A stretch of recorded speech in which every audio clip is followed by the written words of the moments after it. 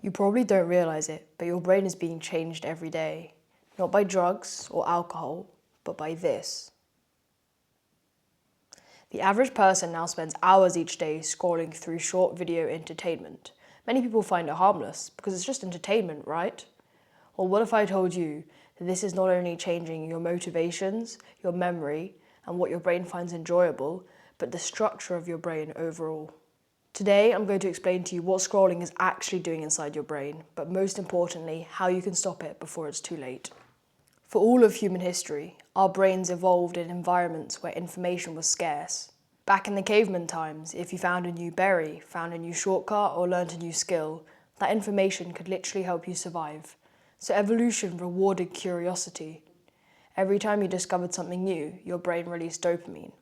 Now, contrary to popular belief, dopamine isn't the pleasure chemical. It's actually much more about motivation.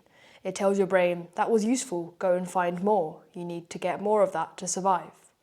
Dopamine is literally intrinsic for our survival. It's vital for telling the brain what to do more of and what to do less of. But thousands of years later, social media discovered how to hijack that exact same system. There's a biological reason behind why you can't stop scrolling. It's not just a lack of self-control or procrastination like many people think of it as, but these social media companies are literally hacking into the very biochemistry of your brain to keep you hooked on their content. Think about TikTok. You never know what the next video could be. It could be boring, it could be hilarious, it could completely change your life. This uncertainty is what makes TikTok so powerful. Psychologists call this a variable reward schedule. It's the same principle that's used in casinos and in slot machines. Every swipe is an opportunity of finding something amazing. Most videos aren't that interesting, but occasionally you'll come across a video on your For You page that's perfect. It may make you laugh a lot, it may teach you a lot, you may be able to relate to it. This video releases an unimaginable amount of dopamine in your brain, and your brain remembers this reward and convinces you to keep going. Like I said, dopamine is the chemical that encourages your brain to keep seeking out what it's just found. So your brain tells your body, just one more swipe, and another, in the case you find an amazing video like that again. So you keep swiping, you keep scrolling. Just another video, and another. And that's why you've opened TikTok for 5 minutes, but suddenly 2 hours has disappeared without you even realizing. But there's also a different side to this social media phenomenon, and that's the attention problem. Here's where things become a problem for your attention span, which I'm sure you've heard a lot about already. Every video lasts 15, maybe 20, 30 seconds at most, and every few seconds your brain is getting something completely different. New faces, new music, new jokes, new emotions, new information. And now compare that to something mundane like reading a book or doing your homework or revising biology. Suddenly, these activities feel slow. They feel less exciting. Compared to TikTok, the amount of stimulation is basically zero. But this isn't because they've suddenly become boring. It's because your brain has gotten used to this constant novelty and is now programmed to always demand more. It wants to be constantly fed new information and experience this dopamine rush all over again, which is why when you sit down to try and do something slower, like talking to friends, it suddenly feels absolutely unbearable, as your brain is quite literally programmed for the complete opposite. This constant novelty results in a lower tolerance for boredom, and this is what forces people into this endless cycle of opening TikTok, scrolling again and again. It's like a vicious cycle that can never end. This altered attention span also makes everything else feel less rewarding. Imagine your brain has a reward scale from 1 to 10. Going on a walk may be a 4, reading might be a 5, finishing an assignment might be 6. But scrolling, with its bright colours, musics, new experiences, it's an easy 10. So after an hour of experiencing this high level of stimulation, suddenly everything else feels like a 1. That's why after scrolling you don't feel like studying or cleaning or exercising or achieving any of your goals that you set out to, because your brain is comparing everything else to this artificial stimulation and nothing else can compare. Have you ever noticed that scrolling doesn't actually make you feel refreshed? You may open your phone, open Instagram or TikTok just for a quick refresher after a grueling study session. But even though it's felt like you've done nothing, after you close TikTok after that hour, you just feel completely and utterly drained. Why is that? Well, that's because your brain has literally processed thousands of different faces, conversations, songs, stories, emotions, and opinions in an incredibly short amount of time. Your brain has constantly been working to decipher all the different messages that you've just seen. Your neurons have been firing constantly without break, and your brain has been working overtime to try and make sense of everything you've seen.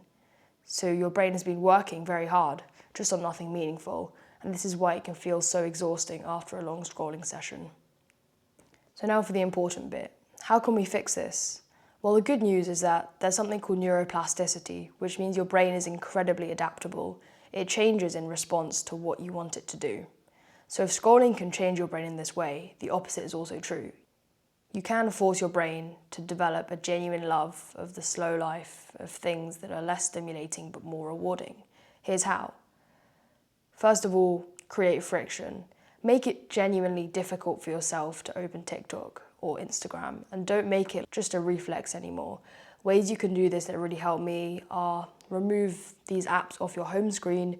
You can install extensions which block YouTube Shorts from YouTube, or you can log out, make yourself type in the password every time, or download website blockers which make it physically impossible for you to access the website unless necessary. Now, at the start, this will feel hard, and you may even think this won't make a difference, but even these tiny barriers can prevent some scrolling sessions. This extra effort you have to go through just to reach this doom scrolling universe can sometimes be enough to prevent your brain from automatically defaulting to it. At the same time, you need to be strict with yourself, and every time you reach for those social media platforms, you need to ask yourself, do I really need this?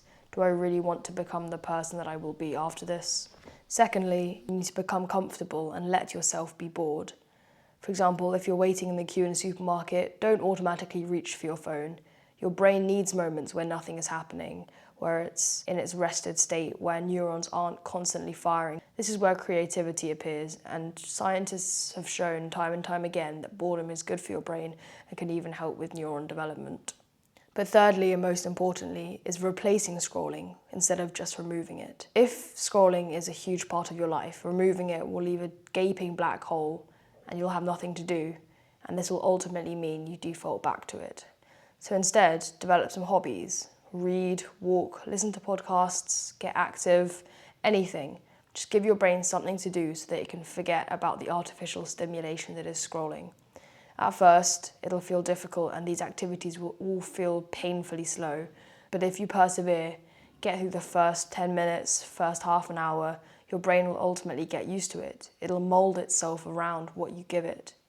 If you continue this for long enough, it'll develop into a habit and you can leave doom scrolling in the past. This is really rewarding. After a few weeks, you'll probably notice that studying becomes easier, books become more interesting, the natural world is more engaging, and conversations flow easier. And you won't feel the urge to check your phone every few minutes because you've discovered what genuine dopamine feels like. That said, social media isn't evil. Social media provides a platform where great things can happen, and so I'm not saying you should never use it. But you need to understand how it affects your brain, and this will give you a chance to use it intentionally instead of letting it to use you. For this reason, I'm not advising you completely wipe yourself off every social media app, as some form of connection is good. I'm just saying you need to put in barriers to prevent yourself from impulsively turn to scrolling when there are alternatives. And therefore, every time you open social media, think, is there something else I could be doing with my time to train my brain?